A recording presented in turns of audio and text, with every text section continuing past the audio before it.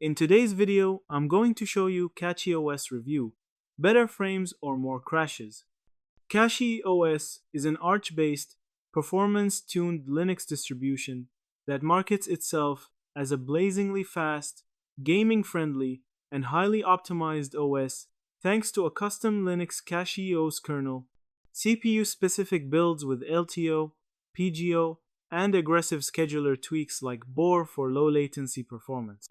These optimizations can deliver smoother frame times, reduce stutter, and modest FPS gains in some games compared with vanilla Arch or other distros, and boot or application responsiveness is often a highlight among enthusiasts. However, the reality is nuanced. Many users praise CachyOS for its speed and gaming experience, with reports of fewer hitches and generally good performance out of the box once configured correctly. Some gamers even say it helped eliminate stutters they experienced on other distributions.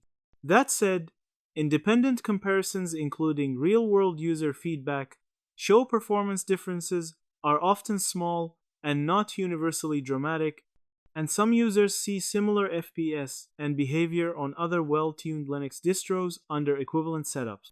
More importantly, stability concerns are real for a subset of users.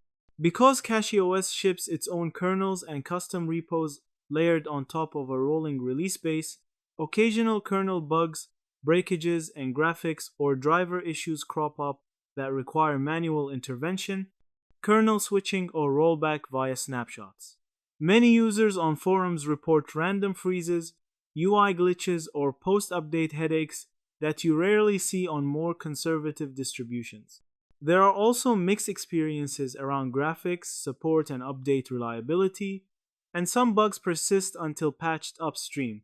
In short, CachyOS can offer a perceptibly smooth, better frames, gaming, or performance experience for some hardware, but it doesn't universally guarantee higher FPS and isn't immune to crashes, breakages, or instability on certain systems.